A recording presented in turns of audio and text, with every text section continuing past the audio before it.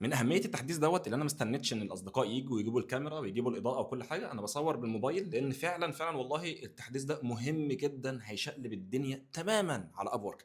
هو انا مش بالغ، هي من اقوى الابديتس اللي حصلت على ابورك وهتغير حاجات كتير جدا. بصور بالمايك بتاعي دوت حموكشه بالمناسبه، انا حاطط له الايموجي العظيم دوت. ايه فكره التحديث ده؟ فكرته قايمه للاسف على ان ابورك بتدي مزايا جباره اكتر للي مشترك في الخطه المدفوعه الشهريه بتاعتهم.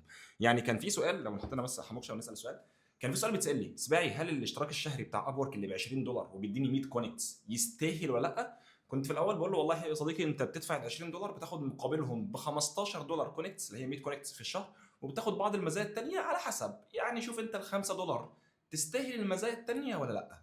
دلوقتي بقت اجابه السؤال: ال $5 وش تستاهل، وش تستاهل وتستاهل اكتر كمان. واب وورك عامله دوت عشان الناس تشترك في الميزه المدفوعه بتاعتها اللي هي ال $20 شهريا، بس بقت جباره جدا. طيب سباق بقى، ايه هم اللي حاطينه في التحديث الجديد ده؟ التحديث الجديد لو بصينا بقى خلاص على الشاشه هنا هنلاقي انه بدا يحطوا حاجات لما بتقدم بروبوزال، لما بتقدم عرض عمل لعميل على موقع اب وورك، بقى في مزايا اكتر بتتفتح لك لو انت مشترك في الميزه المدفوعه دوت. مثلا دي شغلانه اليوتيوب مانجمنت انا كنت مقدم عليها، فتعالوا نبص. خلاص العميل، احنا طبعا دارسين العميل صارف $300,000 على الموقع، عميل تقيل جدا وكل حاجه. حاليا بقى بص الوظيفه ديت، دوس على الفيو بروبوزال بتاعي ده، البروبوزال بتاعي هيظهر دلوقتي حاليا، وفي احصائيات جديده تماما ما كانتش بتظهر قبل كده. الانسايتس حتى بقى قايلين نيو وابديتد امتى وكل حاجه. ايه بقى تحليل الابديتس اللي حصلت هنا؟ دي بقت انسايتس اكتر، بقى بيقول لك معلومات اكتر عن الجوب اللي انت مقدم عليها والعميل عمل ايه. في الاول بيقول لك العميل اتقدم له ما بين 5 ل 10 بروبوزالز، او من 10 ل 15 واحد قدموا له، من 20 ل 50 واحد.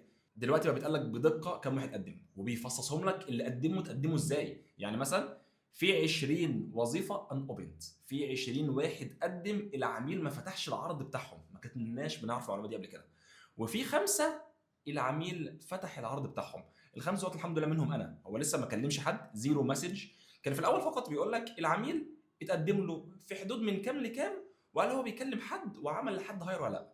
دلوقتي بيقول لك هو فتح كام واحد يبص على العرض بتاعه، ما فتحش كام واحد، عمل لكام واحد شورت ليستد اللي هو عجبوه فحطهم في الشورت ليستد. الناس اللي مقدمه، طبعا لو انت كنت مشترك الاشتراك الشهري كان بيقول لك الافرج بتاعهم مقدمين من كام لكام. هنا بقى بيقول لك الناس اللي مقدمه الافرج بتاع التوب ريتد بتاعهم من كام لكام، الافرج بتاع كل بروبوزالز من كام لكام. لو هو كلم حد فيقول لك اللي كلمه الافرج بتاع اللي كلمهم سعر الشغل بتاعهم من كام لكام. غير ان في صفحه تانية يعني عظيمه جدا، بقى بيقول لك ان الناس اللي قدمت متوسطهم اشتغلوا كام ساعه، خبرتهم قد ايه على ابورك، قد ايه كاسبين فلوس قد ايه. ده متوسط الناس كلها، اللوكشه كلها.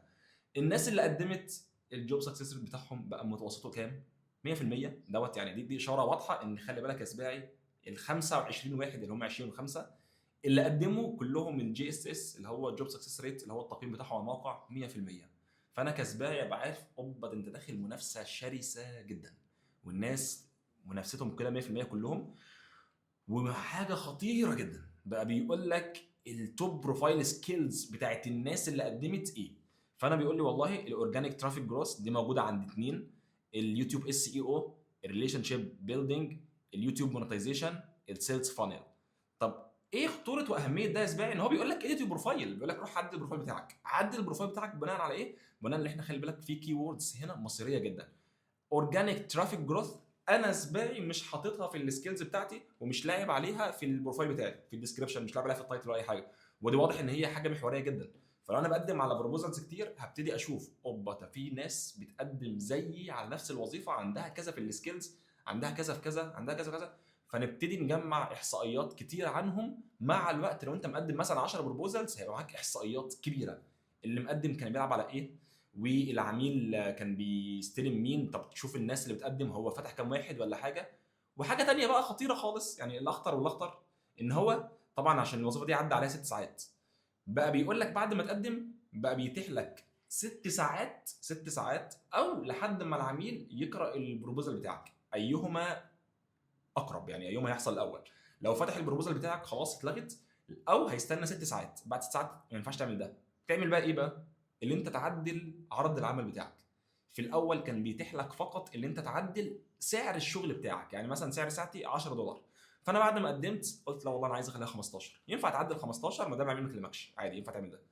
دلوقتي بقى حاليا ينفع تعدل عرض العمل كمان، يعني بعد ما تقدم عرض عمل فتدخل بقى تبص على الناس، هو كلم ناس ما كلمهاش، طب الناس اللي مقدمه الناس ديت كسبه قد كذا، طب عامله كذا، طب سعر ساعتها كذا، طب لاعبين على اورجانيك ترافيك جروس، طب لاعبين على كذا، طب انا ما حطيتش في البروبوزال بتاعي الكلمه دي، ما حطيتش كذا، ما حطيتش كذا.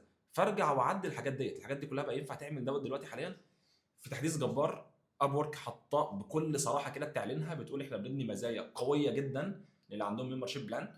طبعا قويه جدا للناس اللي بتقدم وبتحلل هم عملوا ايه صح وايه غلط، انما اللي بيقدم كده بسم الله الرحمن الرحيم يعني اي وكل حاجه في الاخر ما بيحللش دوت، فهو يعني بيحتاس جامد. فدي يا صديقي الحلقه الثانيه من نشره الفريلانسر اللذيذ اللي احنا كنا نازلين عنها اول واحد لما غيروا الحاجه في اول مايو. اتمنى تفرق معاك، لان لو انت مشترك بالاشتراك الشهري وما بتستخدمش الميزه دي انت فاقد كتير جدا. الحكايه دي فعلا استنى عليها شهرين ثلاثه هتشقلب الدنيا تماما للي بيعرف يحلل الوظيفه بتاعته. اشوفكم على خير، وحموكشه يقول لكم مع السلامه.